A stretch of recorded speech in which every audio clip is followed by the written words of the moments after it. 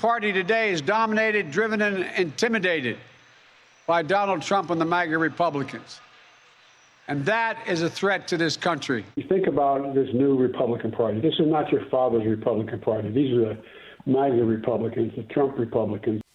Yet, despite those dire warnings, political groups and nonprofits aligned with the Democratic Party spent tens of millions of dollars boosting these MAGA candidates who won their GOP primaries, assuming they would be easier opponents to beat on Election Day. But that strategy could backfire big time, like in New Hampshire, where Republican Don Baldock is neck and neck with Senator Maggie Hassan, a race that could determine control of the Senate. Brett, what say you?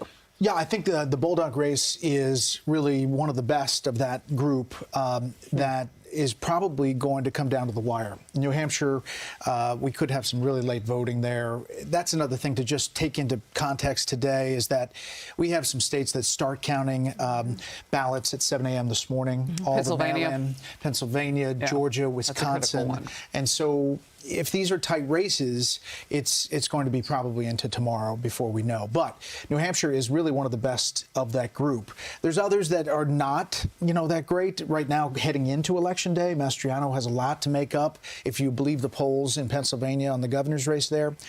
But it's pretty ironic if you think about Democrats spending money and then talking about how they're anti-democracy, but they lifted them up. And I think voters, there'll be a backlash in some places for that. That's right. If something was that existential, if the fight really was for a soul, you would think they wouldn't risk it. But I guess be careful what you wish for, Martha, because when you put your money in a certain direction, then it will likely lead to success. You were making some points earlier that I thought was so wonderful, so informative about that white suburban female vote that has sort of swung 27 points toward the right since the summer. And you were making an analogy with 1996, yet some commonalities that those women feel. Could you explain more about that? Well, it's very interesting. When you go back to 1996, and I remember the soccer moms of that time. Then you also had the security moms post 9/11. So this has always been a really interesting group to watch. But when you go back and look at 1996, the things that were on their minds when all of the exit polls came back in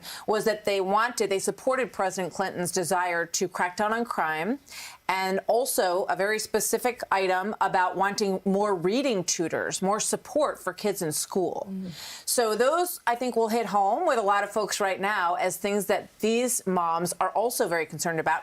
I also think that it's not just white suburban moms. I mean, the suburbs are much more diverse than they used to be. Thank you. I think there are a lot of people who fall into these categories who are from all different backgrounds, That's right. who care about these things. It also touches on younger women who are expressing, there was a very good New York Times piece today that spoke to a lot of women in this category, and they were expressing a desire to be able to buy a home in their own hometown. They can't afford it anymore. And the adjectives that kept coming up were that they were feeling strain economically, strain and then concern, strain and concern. And back in 96, this group of women said they liked President Clinton because he was optimistic about the future. And I think about the message that we've heard from a lot of Democrats, especially in recent days. I think of President Obama talking about, don't mope, right? Yelling at voters, get out there and vote, don't mope. Basically trying to say, get your act together and be positive, but they haven't had that message. And I think that people always sort of gravitate towards a positive message, something that makes the future look a little bit better. We'll see how this bears out tonight when people actually vote, but it's just an interesting thing to keep in mind as we wait for these numbers to come in. That's right. And on that note of concern and strain, Harris, you mentioned, Pennsylvania is such a crucial state. This is a state where 500,000 of whom are employed by the oil and gas industry. This is a state who, because of new laws, not only do they start counting the polls at 7 a.m., but they will continue counting nonstop until completion. There's a lot at stake, and we have, for example, the Fetterman and Mehmet Oz. One could argue Mehmet Oz was one of a little bit more optimism. It was acknowledging the sort of horrifying crime statistics out of that state. He's a former talk show host, so he's good at that. But he was dedicated to being conciliatory, he said, and the feedback from residents there is that they believe him. That they believe that optimism and that dedication to getting things done while citing the situation that is untenable, frankly, as he argues, for Pennsylvanians. Well, he is used to having audiences of people that he asks questions of and listens to the answers. Right? And when you have that in your background, it is kind of like a political campaign. After a while, you see what's on the ground and you address it immediately because it's live in front of you. I don't know what Fetterman's experience is. At the debate, he said he won his mayorship by one vote. I mean, I have to guess it's a small town. It's a small town. You know, right? Hey there. Yeah, and I would imagine he probably went to that person's home and thanked them personally. I would hope that he would. But the point I'm making here is that there was a lot of misunderstanding around what a bad debate performance could deliver for him. And that's because he's not used to being on the ground with live audiences, answering questions one-on-one. If he were, he wouldn't have said some of the things he said about crime recently, like showing mercy to killers. I want to get back to something you said, though, Martha, because I think it's extremely important. And it has to do with the compartmentalization that we have done, not just as politicians in the nation, but as the electorate, too. We allow ourselves to be put in boxes. It's not just white women who vote a certain way who live in the suburbs. Their black women friends do, too.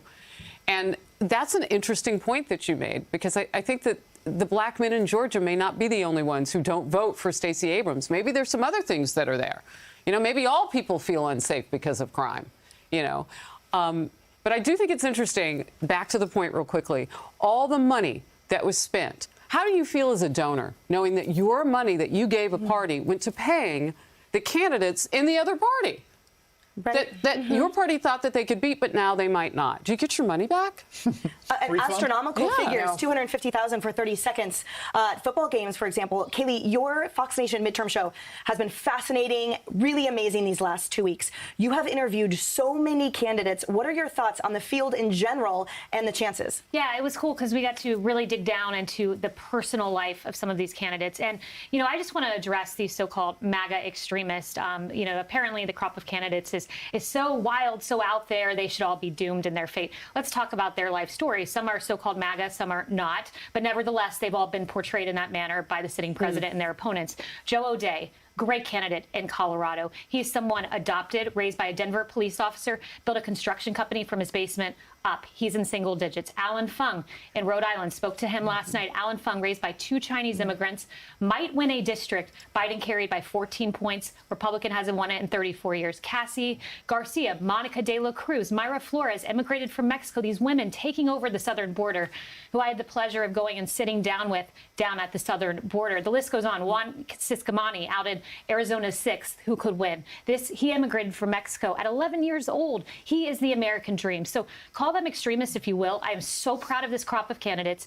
And if the Republican Party has a good night tonight, it is because of the best of America that stood up, put their family on the lines, and said, I'm running. I don't care if I'm demonized. They are America. That is who you're looking at in the GOP. This is the most diverse that they've ever had. Yeah. Ever. Absolutely. Absolutely. 69 diverse backgrounds. I'm sorry that they feel demonized. Yeah, a lot of them do. Yeah. No matter what their politics are, that they should won't not feel happen. demonized when they get the vote of the American people. Well, there you Some go. of them. And because many Americans feel demonized, frankly. But to your point about that, perhaps tonight is the generational sea shift. Hey, everyone. I'm Emily Campagno. Catch me and my co-hosts Harris Faulkner and Kaylee McInerney